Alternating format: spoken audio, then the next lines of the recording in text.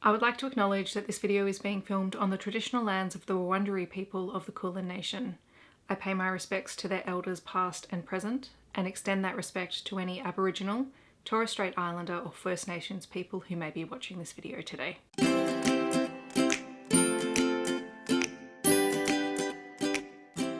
Hi everyone, my name is Steph, this is the Novelty Corner, and welcome back to my channel.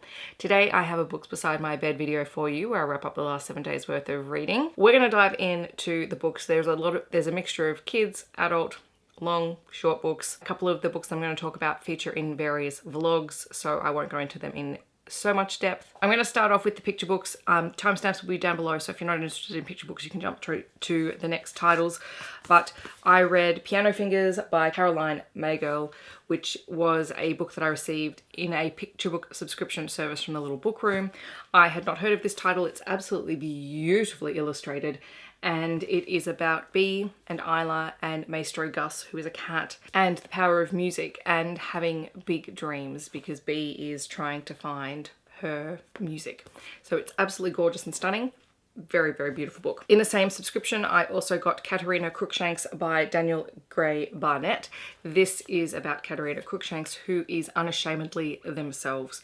They are loud and bright and vibrant and vivacious, and not everyone understands them. And at one point, everyone else around wants a break. And they say that to Katerina. And then Katerina goes away. And then suddenly everyone begins to feel that their life is maybe not quite as bright as it was when they were around.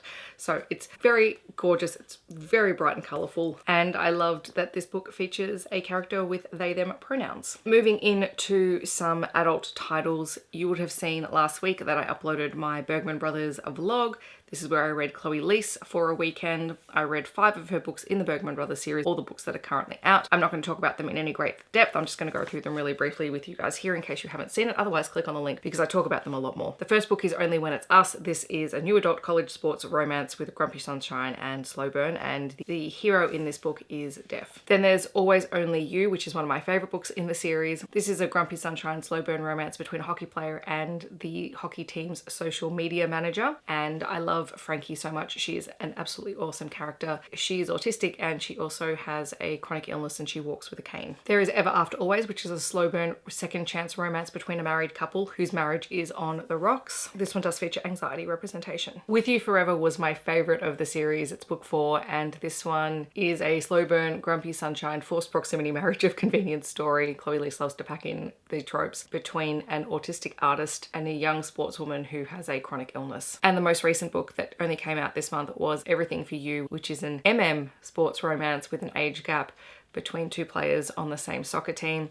This one will possibly give you Ted Lasso vibes. The older hero in the story is very much like Roy, but I really enjoyed this one as well. There's lots of pranks going on, but this one also does feature a character who is living with chronic pain as a result of being a sportsman.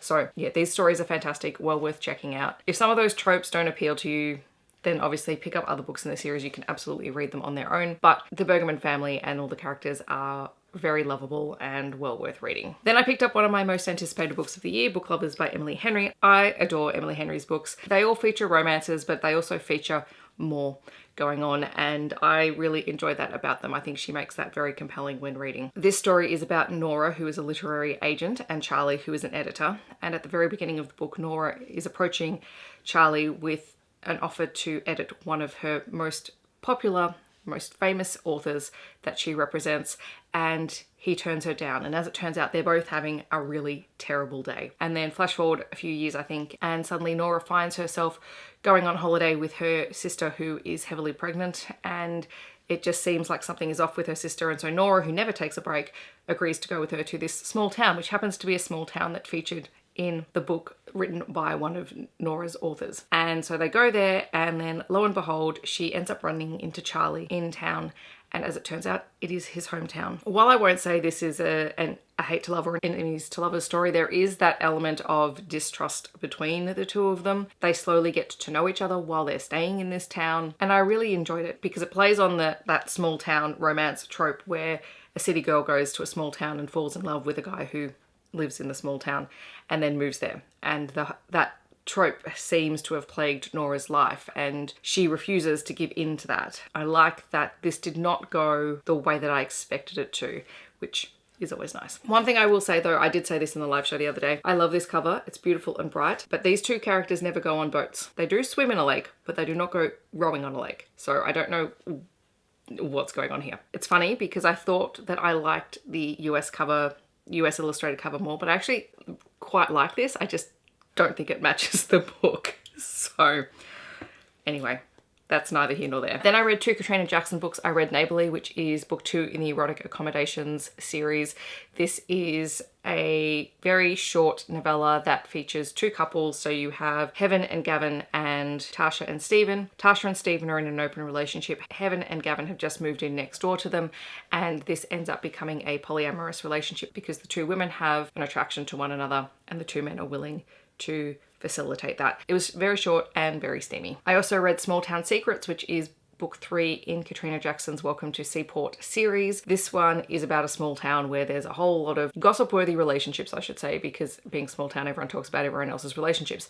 This one is a sapphic relationship though, and it is between Lisa, who is the local barista, and Bria, who is the baker's assistant. And the 2 have had this attraction. I think there is a bit of an age gap between the 2 of them as well, but it was very sweet. There is always some underlying plots going on with other characters in the story. This one just continues to be an enjoyable, very easy, short read. I also received a copy of Dr. Playboy by Jay Simon, which is book 4 in the Boston Billionaire Bachelors series. I read the 3rd book for my Dr. Romances vlog, which I'll leave linked on the screen. And then I saw that this one was up for review, and so I ended up requesting it because this is the twin brother from the previous book that I'd read. So this is about Luca, who is the son of, very prominent doctors. They are wealthy as all get out. Everyone in the family are doctors or nurses or something like that. We meet Luca and he's at a low point. He's been injured, and so he's been forced onto leave because he can't perform surgery while he is injured. And so he's depressed because he can't be doing what he wants to be doing. So he's staying at his family's lake cabin, and he ends up hearing this beautiful music being played, and he stumbles across a young woman playing the cello in one of the garages, and it takes him a while to realize that it is the daughter of their head of security, who he's known her whole life. He is 29, she has just turned 18, I think. Even though he knows that he probably shouldn't, he ends up pursuing a relationship with her over about a month while they're staying here and he's recovering, and they really complement one another. However, she's heading to England to study music at the conservatory, and he realizes that if their relationship continues, she's going to turn that opportunity down. And so he makes the decision for her, for better or worse, to break up with her so that she won't give up her dream for him. And obviously this causes a massive rift in their relationship. And then we jump forward, I think 4 or 5 years, and now Morgan is an accomplished and very well-renowned cellist. She has just returned to Boston and has a job playing for the symphony there. And Luca wants to try and rekindle that relationship. However, she is having none of it because she is still mad at him for what he did. Rightly so. I 100% agree with her. So he has to try and win her back, and he needs a whole lot of help to do it because, to be kind of honest, Luca is kind of an overgrown man-child who is throwing a tantrum that he's not getting his way straight away. I did enjoy this, possibly not as much as I enjoyed the first book that I read from the series. I do wish Luca had stopped making decisions for her, or at least had the conversation, and I know why. Like, I totally get why the first one happened, because she had already told him that she was not going to go over to England and that she was going to stay with him, and she was so young. So like, I totally get that. I don't like the way that he went about doing it. I do like that Luca ended up having to call on everyone to help him win her back. Like all of his family, all of his friends, because he was stuffing it up big time. And then the final book that I read this week was a book for a members reading vlog. So I'm hoping that that will already be up before this video goes live. If not, it will be up very shortly. I read the Into the Woods Monster Anthology. This has various authors. There's a whole stack of short stories in here. It's about 680 pages long. These are all monster romance short stories.